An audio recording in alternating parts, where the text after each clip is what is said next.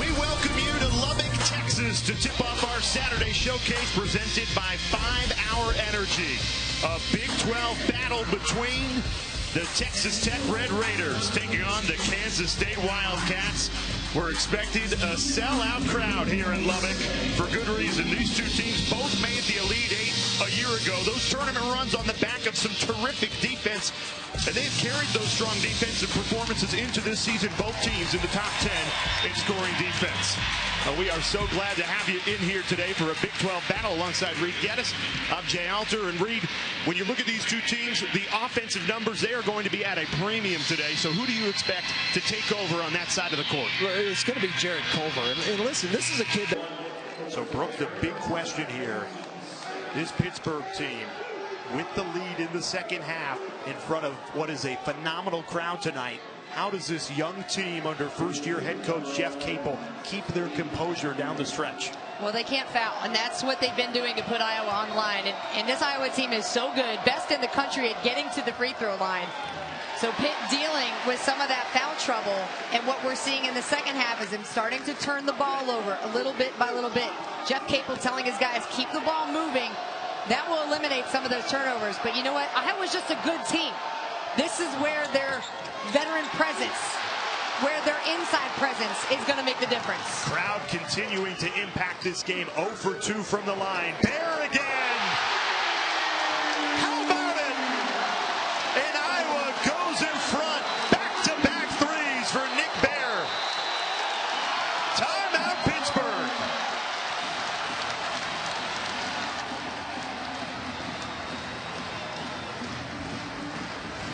Duke has numbers. To Gutterding, winds up and scores! Justin Gutterding, goal number 47 on the season, and the Blue Devils have their first lead of the day. Him at the moment when he needed to make contact with the ball. Goal kick was a poor one. Declan McCabe in an attacking position. Dotson, the equalizer! Derek Dotson, the freshman sensation, ties it at 1 in the Big East final. Kyler Murray, an Under Armour All-American. Who will join that list of stars? Maybe somebody on the field today, and we are so happy to be joining you today. Alongside ESPN's recruiting coordinators, Tom Luginbill, Craig Hawbert, I'm Jay Alter. Tom, we know these guys are talented. Right. That's why they're on the field today. What are you hoping to take away from observing these guys throughout practice this week and on the field tonight? I always like to investigate all the things that have nothing to do with physical. Here in Crimson Tide country, all eyes are typically on the Heisman frontrunner, Alabama quarterback Tua Tagovailoa. But tonight, the lights shine on his 4-star little brother, Taulia, as his Thompson Warriors take on fellow Bama quarterback commit Paul Tyson and Hewitt Trussville. Both guys leading a star-studded matchup. Looking to carve up some defenses, too. It's coming your way next on ESPN2. 3 touchdowns on the final 10 offensive plays of the first half. Carried a lot of momentum into this second half. And now on their opening drive, a 3rd and 3 inside the red zone.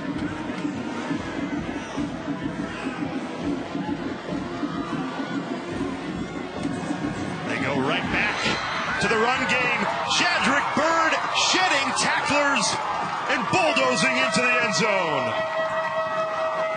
And just like that, it's a 1-score game. Thompson right back in it after being down 28-0. Bill Snyder and Kansas State an opportunity to put this game out of reach. Right now leading by 12, but a 1st and goal from inside the 5. Comfortable 18-6 lead. He's Mike Golick Jr. I'm Jay Alter. A Big 12 battle. We told you bowl implications on the line. Kansas State, they needed to win today and win next week at Iowa State. Texas Tech, they've been sitting at 5 wins for the last 4 weeks. A 3-game losing streak that, as every minute goes by, looks like it could be extended to a 4-game losing streak. Kansas State relishing the opportunity to lean on these guys as the minutes in the 4th quarter and the seconds tick away. This offensive line, you could see them fired up in the huddle on the sideline during that last stoppage. Thompson kept it. Somehow got it back to the original line of scrimmage. That's a heck of an effort from the redshirt sophomore because he was totally blown up in the backfield. Tony Jones just could not wrap him up. And Cliff Kingsbury takes a timeout. That's the first timeout used in this second half. Cliff Kingsbury, a lot of pressure coming into this game. A 3-game losing streak. You've been stuck at that 5-win total for now a month. The seat certainly gets hotter with a performance like this on the road. And it's not just the losing, but it's how in this game. You're supposed to be a program built on the back of otherworldly offense. You came into this game an overwhelming favorite, at least by our FPI, which had them at a 75% chance of winning this game. But ultimately, you come out here, I mean, it's the 30 for 30 voice. What if I told you that a Texas Tech team was going to come down to Manhattan, Kansas and have 6 points on the board with 4 minutes to go in the fourth quarter? You'd think I was crazy, but you'd also think that that seat is really heating up for Cliff Kingsbury. And going into this, I didn't think that's the right decision. I think this is a guy who's had a lot of banged-up quarterbacks during his time here, who's still produced offensively in a way you need, and has struggled to play defense in a conference where talk to David Gibbs, their D coordinator, who's been around at the NFL level, who's coached in every conference. He said, you're facing NFL quarterbacks and wide receiver talent every week. The play callers, the tempo, it's just different around here. But when the seat's hot, a loss like this really puts pressure in the wrong places. They go right up the middle. Justin Silman, nowhere to really run with it. That Texas Tech defensive front, they've anchored this defense this entire game. Another stop to set up a 3rd and goal as Kingsbury burns another timeout. 1 remaining for Texas Tech. Roger Washington and company, in the early going to this game, really bowed up. This was supposed to be the strength of Kansas State at the beginning of this game. Texas Tech, they put another defender down in the box, but they challenged their guys up front and they stepped up to it. But the offense, this defense has prided itself on giving Cliff and the offense chances to go and win the game. They gave them enough chances early and the offense fit the bill. It's too bad for Texas Tech because this team ranked in the top 25 at the beginning of the season after a hot 3-1 start. They looked like they had the best freshman quarterback in the entire country with Alan Bowman. And then an injury sustained during that West Virginia game just really started the spiral this season. And it is climaxing here on the road, trailing by 12. Needing a stop on this 3rd and goal to stay alive in this game.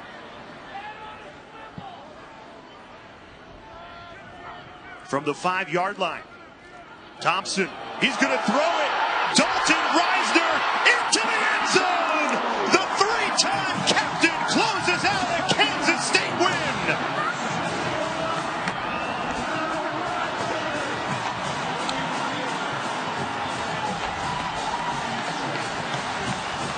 I can't think of a better senior day moment than that one by the 3-time captain, Dalton Reisner.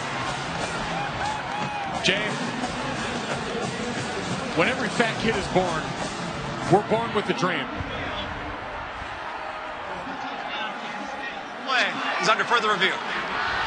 We are born with a dream that one day the football gods will allow us to have that moment that every other fat kid around watching this in an O-line room in America can hold tight to the dream that we too can taste the sweet, sweet nectar of the end zone. And Dalton Reisner, your 3-time captain, what a deserving recipient. The Heisman Trophy Committee, pay attention. Dalton, the middle son of 5 boys from the small town of Wiggins, Colorado. Graduating class of 28 kids in Wiggins. Didn't think he would get an opportunity. Nobody would find him to play at the Division I level. And after starting on this offensive line for 4 years, this is how he closes the home chapter here at Bill Snyder Family Stadium. We all held our breath in that moment right there. Soft hands. Just a few seconds into the second quarter, Ryan Boyle, Jay Alter with you, opening our 8-game slate on ESPNU of this men's lacrosse tournament first round. Yale coming out of the timeout with a 1-goal lead. Ryan, what has stood out so far between these two teams to you? I think the faceoffs. Mackey playing much, much better than he did the first time. Rack really had the better of him. So significant advantage there for Yale in the first quarter. Yeah, Rack got Mackey in that February meeting 16-9 from the faceoff X. Now it's 7-2. Great shot from Matt Gaudette. Some high heat that rose and didn't get into the stick of Sean Scanoni. Scanoni, he's had a lot thrown at him. He's made a couple of saves, but it's worth repeating. He is the hottest goaltender in the country right now. Save percentage at 73% in the last 6 games. You know how important goalie play is in this tournament. Almost tested here. Jack Tighe decides not to fire. Great rotation there by UMass. Again, adjacent slides. They do not want to leave number 44 in the middle. Here's Ben Reeves. 1 goal today. Curling around the cage. Saved by Scanoni. Read it beautifully to deny the senior Tewaaraton finalist.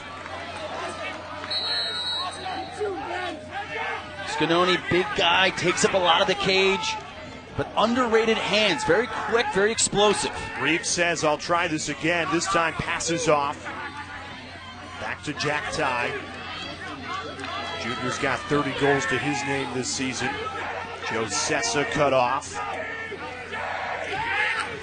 Right back to Reeves.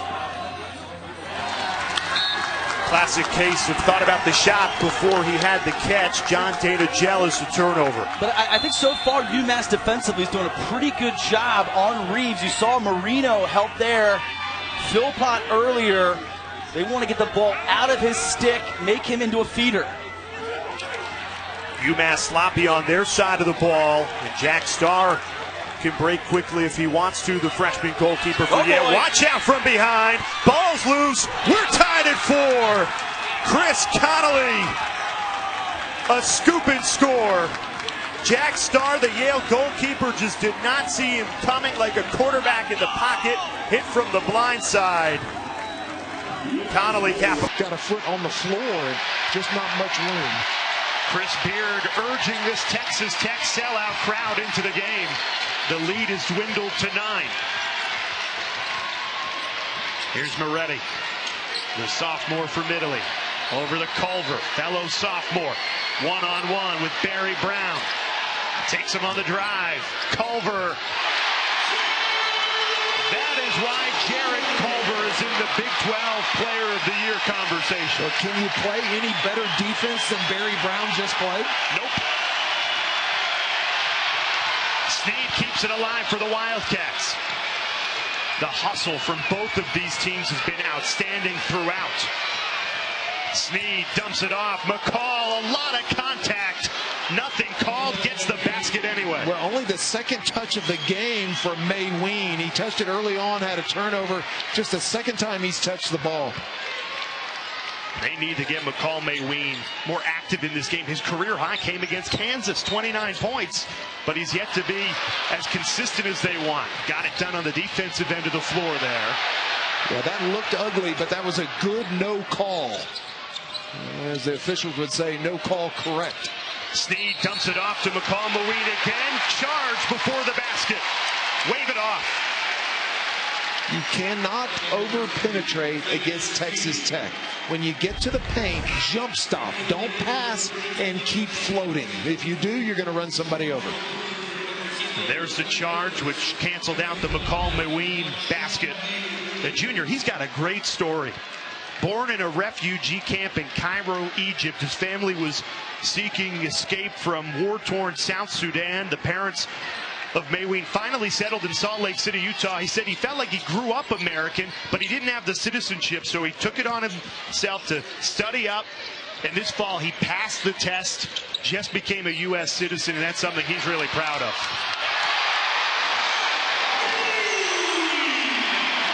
That time could not get in front of Matt Mooney, went around Mayween there for the hoop. It's about the third spectacular finish we've seen at the rim in this game. Inside to Snead, lost the handle. Kansas State trying to quiet this crowd. Here's Brown Jr., great scoop to the hoop, exactly what the Wildcats needed. And drew a lot of contact. He ran into Odiasi and there's McCall Mayween on the defensive end, a run out for the Wildcats. And Sean Neal Williams just lost the handle. Moretti continues.